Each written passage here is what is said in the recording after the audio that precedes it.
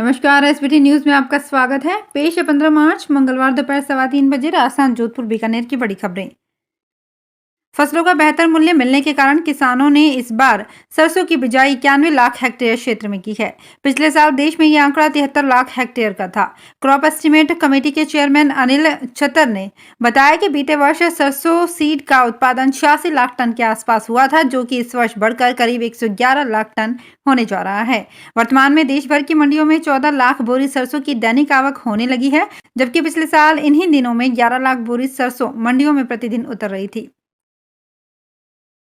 संपर्क पोर्टल पर आने वाली शिकायत का समय पर निस्तारण नहीं किया तो नोटिस मिलेगा। जयपुर जिला कलेक्टर राजन विशाल ने आमजन की समस्याओं को दूर करने को लेकर ये दिशा निर्देश दिए हैं। जिला कलेक्टर ने बताया कि राजस्थान संपर्क पोर्टल पर जिला स्तर व राज्य स्तर पर मिले 6 माह से अधिक लंबित प्रकरणों का आवश्यक रूप से निस्तारण करना होगा। एक साल में करीब 79 करोड़ रुपए की कमाई करने वाले भरतपुर रजिस्ट्रार कार्यालय की सोमवार को बत्ती गुल हो गई। बिल जमा नहीं होने पर बीईसीएल के कार्मिकों ने कार्यालय का कनेक्शन काट दिया। इससे रजिस्ट्री का काम खासा प्रभावित हुआ। हालांकि बाद में विभागीय अधिकारी के कहने पर कनेक्शन जुड़ गया। रजिस्ट्रार कार्यालय का बिजली का बिल काफी समय से नहीं भरा गया है। मार्च माह में वसूली के लिए जुटे बीईएसएल ने सोमवार को रजिस्ट्रार कार्यालय का कनेक्शन काट दिया। रूस यूक्रेन संकट से अंतर्राष्ट्रीय स्तर पर कच्चे तेल की कीमतों में लगातार चल रहे उतार चढ़ाव के बावजूद घरेलू स्तर पर सोमवार को लगातार 131वें दिन भी पेट्रोल और डीजल के दाम स्थिर रहे। हालांकि जानकारों के अनुसार सरकार ने पेट्रोल और डीजल के दामों के लिए मंथन शुरू कर दिया है। कच्चे तेल की कीमतों में उछाल रूस यूक्रेन संकट के बाद से ही शुरू हो गया था, जिसकी कीमत लगातार $100 प्रति बैरल से ऊपर चल रही है।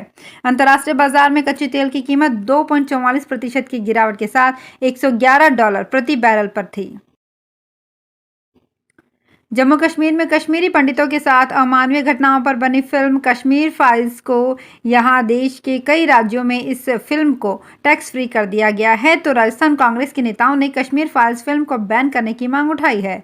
कांग्रेस नेताओं का कहना है कि कश्मीर फाइल्स फिल्म में ऐतिहासिक तथ्यों के साथ छेड़छाड़ की गई है और ये फिल्म वास्तविक घटनाओं से परे है।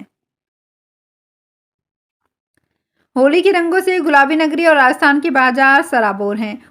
होली के चटक रंग में जयपुर का बाजार रंग गया है। 2 साल बाद हर तरफ होली त्योहार की धूम है। प्रदेश के बाजार में भी इन दिनों रौनक बढ़ गई है। कोई रंग गुलाल खरीदने में मशगूल है तो कोई गुजिया। चार दीवारी के बाजार रंग गुलाल से पटा है, तो वहीं बाहरी बाजार भी शुद्ध घी व ड्राई फ्रूट वाले गुजियों की महक बिखेर रहे हैं। कोरोना संक्रमण की वजह से पिछले 2 साल से बाजार में होली का रंग नहीं चढ़ रहा था, लेकिन इस साल जमकर होली की खरीदारी चल रही है। बीकानेर के देशनोक में सोमवार को ही एक नए पुल की शुरुआत हुई। मंगलवार सुबह यहां से उतर रही बस एक ट्रेलर से भिड़ गई। इस हादसे में 16 जने गंभीर रूप से घायल हो गए, जबकि कुछ अन्य बस यात्रियों को सामान्य चोट आई है। फिलहाल घायलों को पीबीएम अस्पताल में रेफर किया गया है। बस और ट्रेलर की टक्कर इतनी जोरदार थी कि दोनों पूरी तरह से क्षतिग्रस्त हो गए।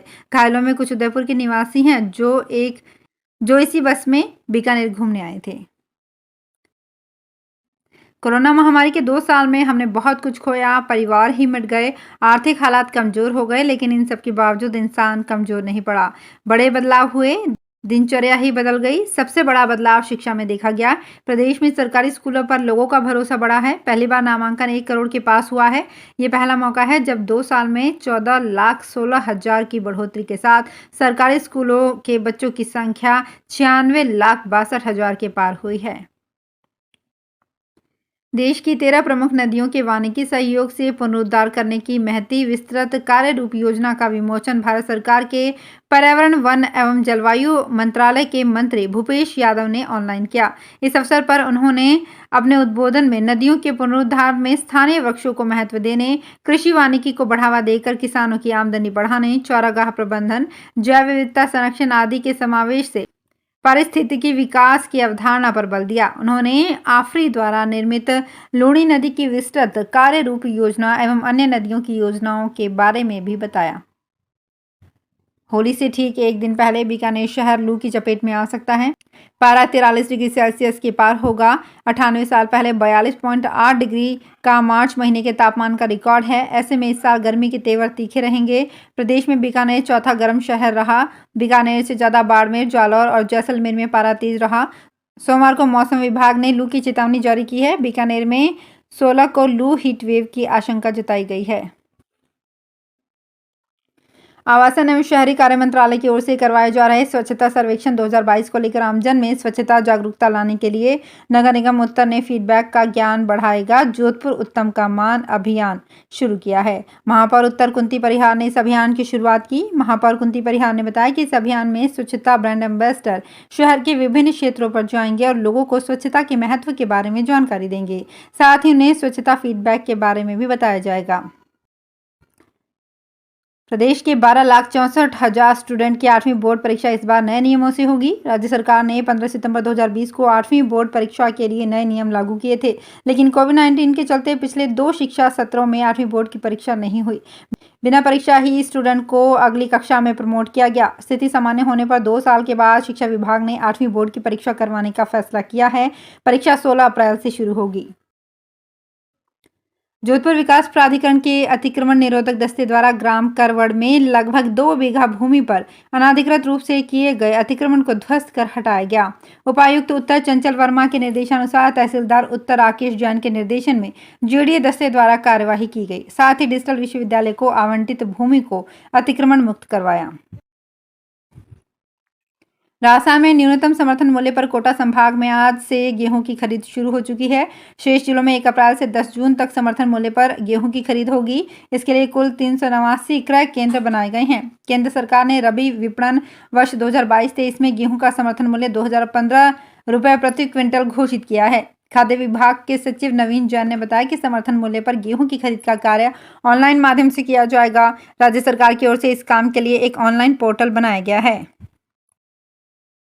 जोधपुर में पाल रोड पर एक निर्माण कार्य के दौरान क्रेन पलट गई, जिससे वहां खड़ा एक व्यक्ति मामूली रूप से घायल हो गया। उसे तत्काल अस्पताल ले जाया गया। बाद में पलटी हुई क्रेन को दूसरी क्रेन की मदद से सीधा करवाया गया। इस दौरान वहां भारी संख्या में भीड़ एकत्रित हो गई। तो फिलहाल इस बुलेटिन में इतना ही। फिर हाजिर होंगी कुछ और बड़ी खबरों के साथ।